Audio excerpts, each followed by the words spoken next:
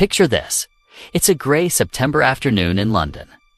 The kind of day where the rain doesn't pour at mists, lingers, clings to your coat, your eyelashes, your breath.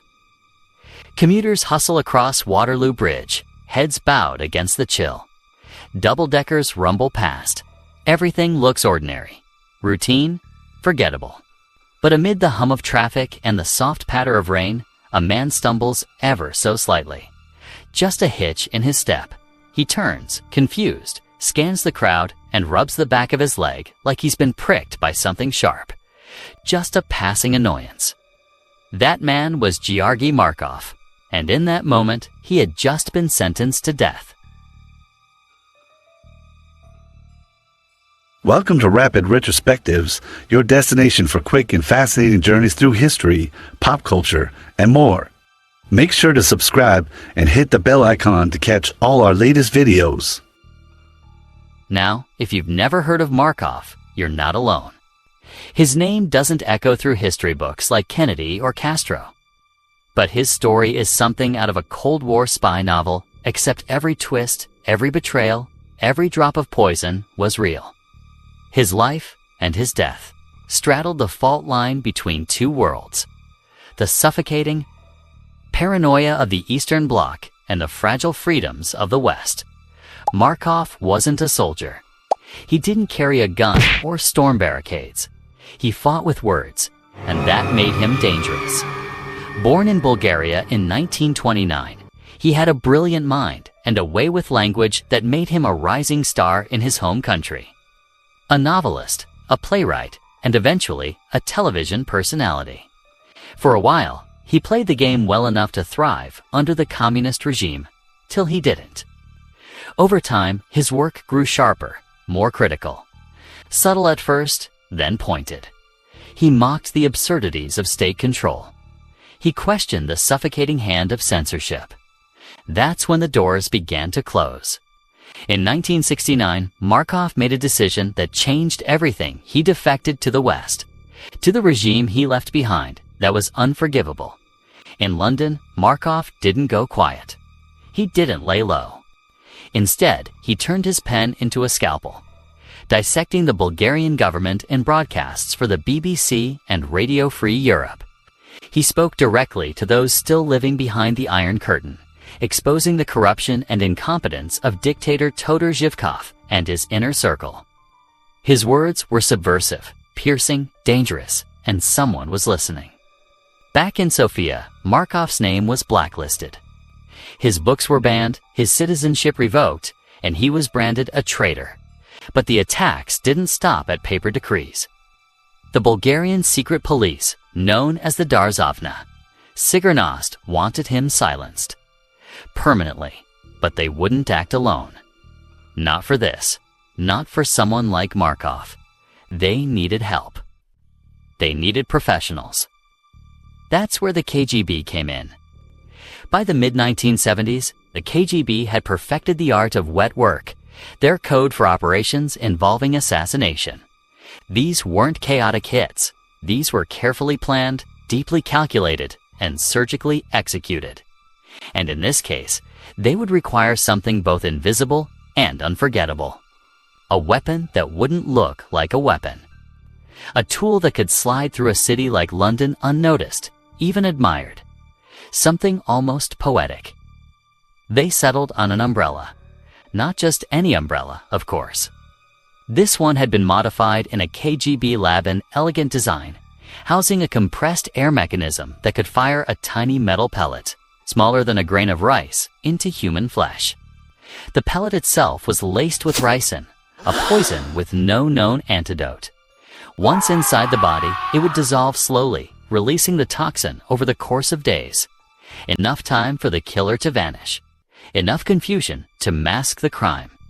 It sounds absurd, like something out of a Bond film, doesn't it? But that was the genius of it. Who would suspect an umbrella on a rainy day? On the morning of September 7, 1978, Markov crossed Waterloo Bridge like he had dozens of times before. He was on his way to the BBC World Service, where he would continue his quiet war against tyranny. He was wearing a light jacket. He carried a briefcase.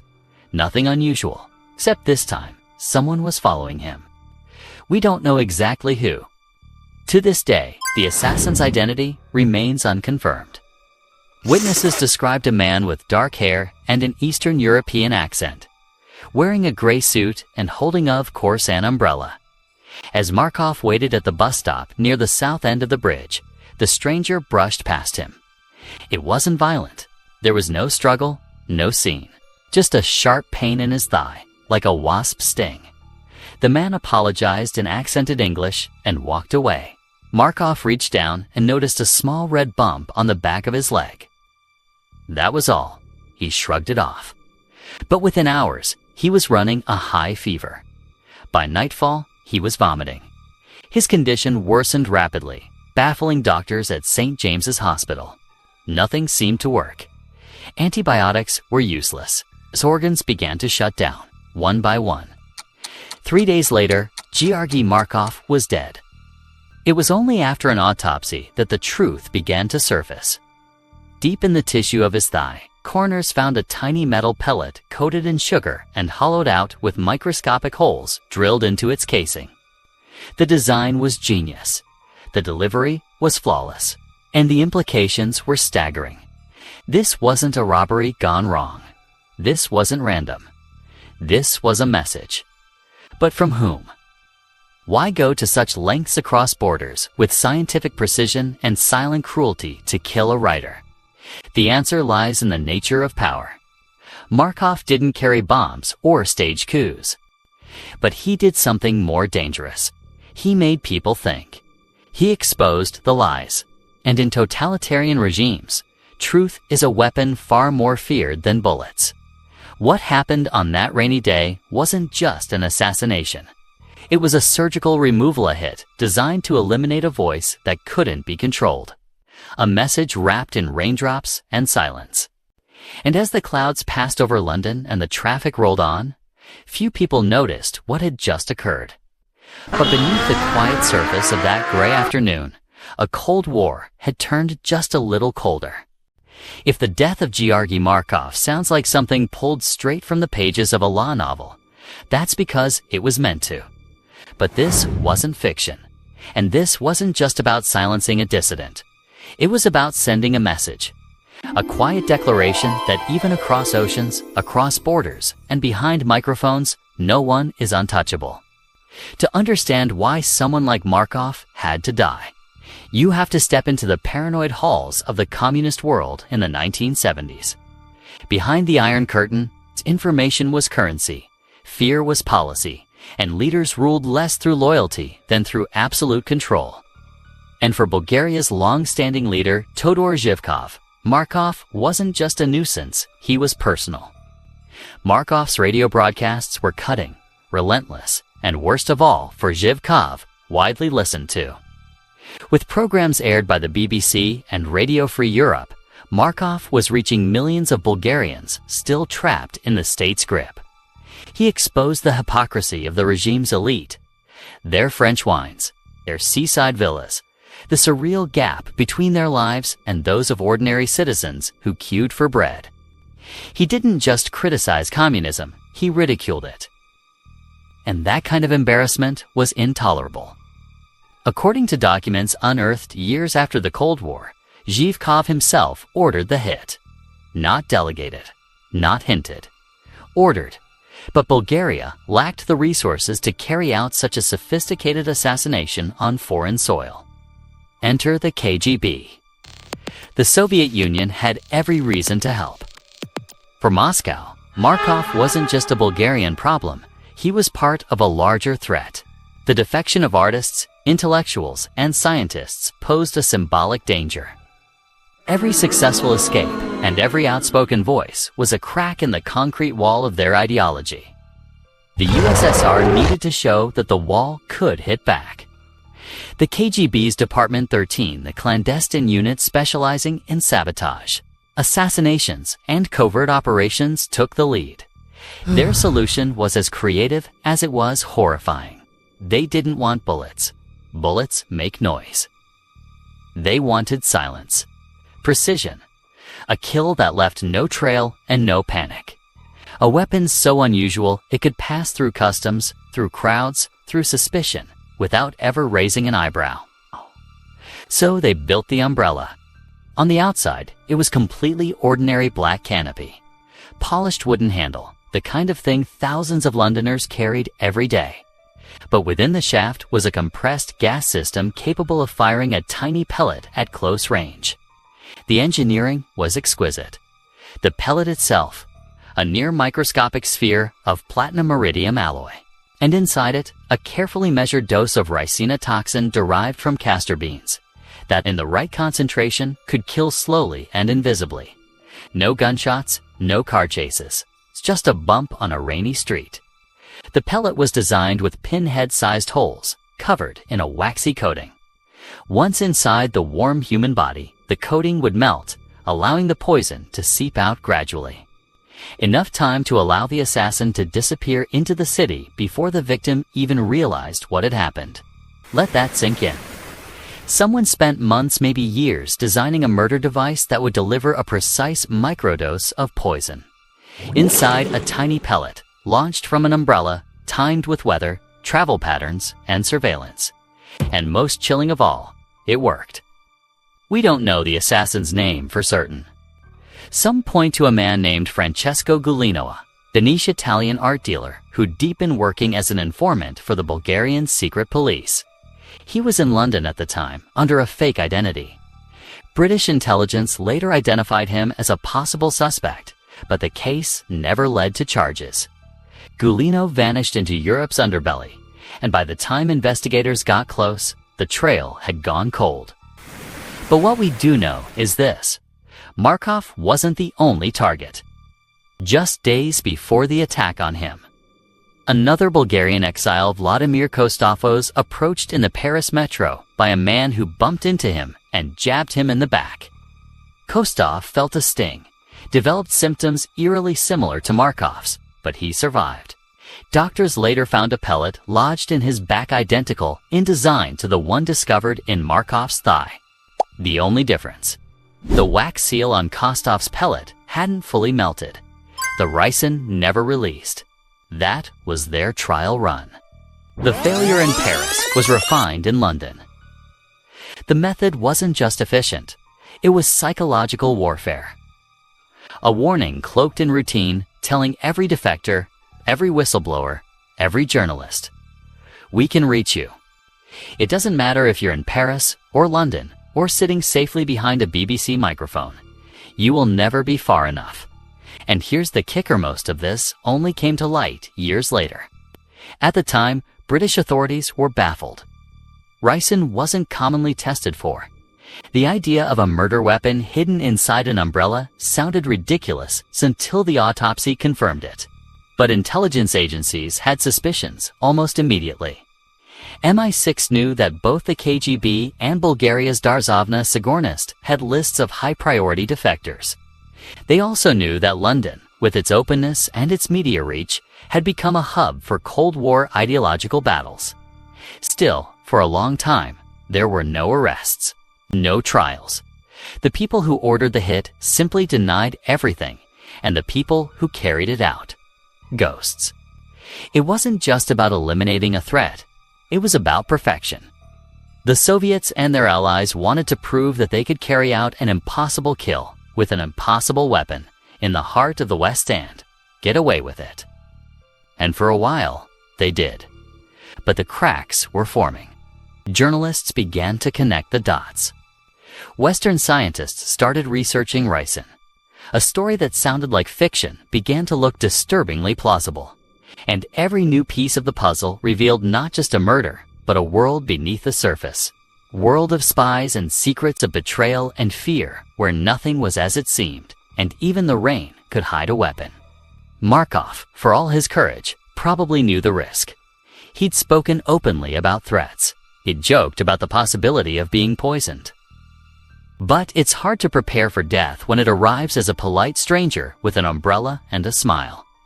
What is perhaps most disturbing isn't just the murder itself, but the ease with which it disappeared into the noise of a city, a storm, a week's worth of headlines. No grand conspiracy theories. No cinematic final stand. Just a quiet walk to a bus stop, and the last raindrop of a life cut short, and the world. It just kept moving. When the news finally broke, BBC journalist dies mysteriously after stabbing Bridget sounded vague, even forgettable. The British press reported it with the grim curiosity reserved for a man who had died young, but not famous. A footnote in the daily chaos of the Cold War. But intelligence agencies weren't so quick to dismiss it. Inside MI6, ears perked up. At Langley, the CIA started pulling Markov's old files, and in Sofia, behind closed doors and locked safes, someone was quietly destroying documents. They had succeeded in silencing Georgi Markov, but they had failed in burying his story. The moment the ricin pellet was discovered in his body, the murder leaped from conspiracy theory to confirmed state-sponsored assassination. The umbrella wasn't just a gimmick anymore. It was a warning etched into the heart of London, a reminder that the Cold War wasn't only about nuclear warheads and proxy battles. Sometimes it was a whisper in the crowd, a brush on the leg, a man collapsing days later. But here's where it gets complicated. Even with the evidence, even with international outrage, no one was ever arrested. No trials, no extraditions, no official apology. Why? Because the people responsible lived in a world of immunity, deniability, and carefully cultivated shadows. In 1990, after the fall of the Berlin Wall and the unraveling of communist regimes across Eastern Europe, investigators finally got a closer look behind the Iron Curtain. Former Bulgarian intelligence officers admitted carefully, selectively that the order had indeed come from the top, but they named no names. Some documents had been shredded, others mysteriously missing. Francesco Guglino, the suspected assassin, resurfaced briefly in the 1990s. Journalists tracked him to Copenhagen. He claimed innocence, smiled for the cameras, then vanished again. To this day, no one can say with certainty if he was the man with the umbrella. And perhaps that was the point all along. The story had all the elements of a perfect spy thriller, but it also exposed the frustrating truth of espionage, that sometimes justice never arrives. Sometimes history just leaves you with a chilling outline, and you have to live with the emptiness in the middle. And yet, Markov's death wasn't entirely in vain. His assassination lit a fire in the Western media. Suddenly, exiled voices weren't just background noise, they were targets. Outlets like the BBC and Radio Free Europe doubled down on their commitment to protect whistleblowers and dissidents. His colleagues carried his message forward, louder than before, knowing now that the stakes weren't theoretical. And back in Bulgaria, as the communist regime collapsed under its own weight, younger generations began to rediscover Markov's writings.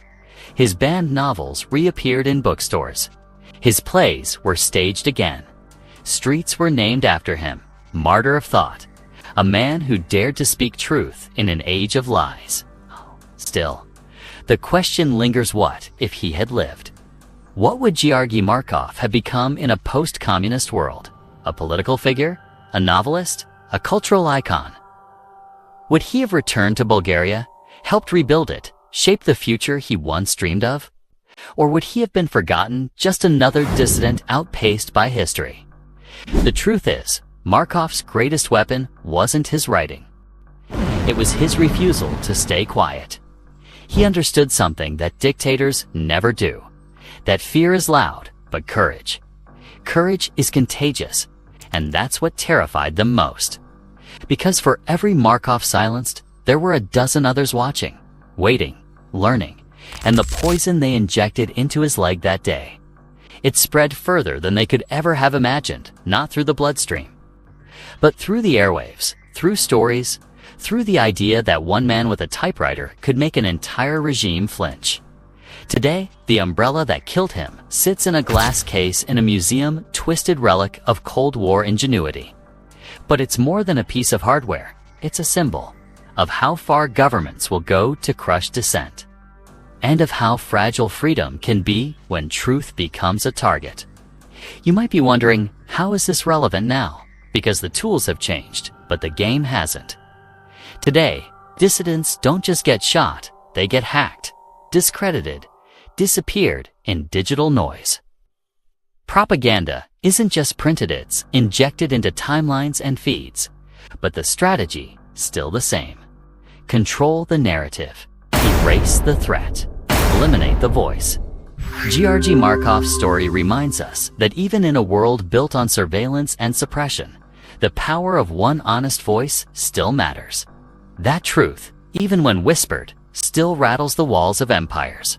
And that sometimes the most dangerous thing you can do is tell people what's really going on. So the next time you're walking through the city on a rainy day, passing strangers with umbrellas and briefcases, think about what Markov risked to speak freely. Think about how much of history is shaped not by armies or elections, but by single defiant moments. A writer's microphone, a dictator's fury, a drop of poison on a gray September afternoon, and a story that refused to die. Imagine this. You're sitting at a cafe. It's autumn. The sky is gray. Rain slicks the pavement, and the people around you are rushing by under coats and umbrellas. You sip your coffee, maybe glance at the news on your phone.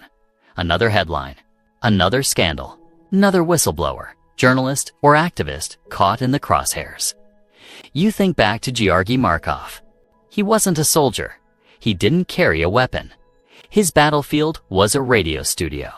His weapon, words, and still, a government feared him enough to unleash one of the most creative, precise, and cruel assassinations in modern history. Why? Because dictatorships can survive poverty. They can survive sanctions.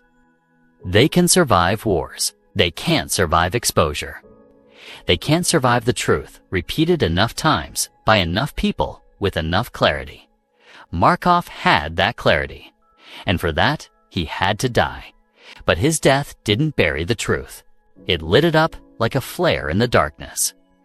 Decades later, long after the Iron Curtain fell and the Cold War faded into documentaries and textbooks, the specter of that umbrella still lingers. It became a reference point for state-sponsored killings. Whenever a journalist dies under suspicious circumstances, or a defector is found poisoned in a hotel room, Markov's name resurfaces. Litvinenko, Skripal, Navalny. New names, same tactics. And somewhere behind it all, the same cold logic. Silence the voice, protect the regime. But here's what they never count on. How powerful a legacy becomes when it's born in defiance. Georgi Markov was supposed to be erased. Instead, he became immortal. Not in some grand statue or state funeral, but in the quiet places where truth still matters. In every newsroom that refuses to censor. In every podcast that breaks a forbidden story. In every writer who dares to ask, what are they hiding? And that brings us to the part that should hit closest to home. It's easy to hear a story like this and think, well, that was the Cold War. That was the Soviet bloc. That's ancient history. But the methods discrediting dissidents, erasing inconvenient voices, using fear as a tool, they're not gone. They've just evolved. Now, it's not just umbrellas. It's spyware in your phone. It's online mobs engineered to destroy reputations. It's legal loopholes that tie up journalists in court until they can afford to speak. The tools are digital, but the goal is still the same. Control the narrative. And that's why stories like Markov's aren't just important, they're essential. Because they remind us what happens when that control goes unchallenged. And for the men watching this, those of us raised to value strength, independence, and the idea that one person can make a difference, there's a lesson buried in this too. Strength isn't just about being the loudest in the room. Sometimes, it's about being the only one willing to speak at all. Markov wasn't perfect. He didn't see himself as a hero. Kay didn't expect to become a symbol. But he knew one thing. If you let fear win, they win. And in the end, he chose the risk. Chose the microphone, chose the truth. knowing full well the cost. And that's a choice we're all still facing, in big ways and small ones.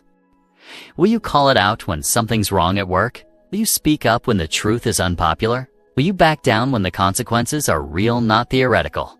Because the truth doesn't need an army, it just needs a voice.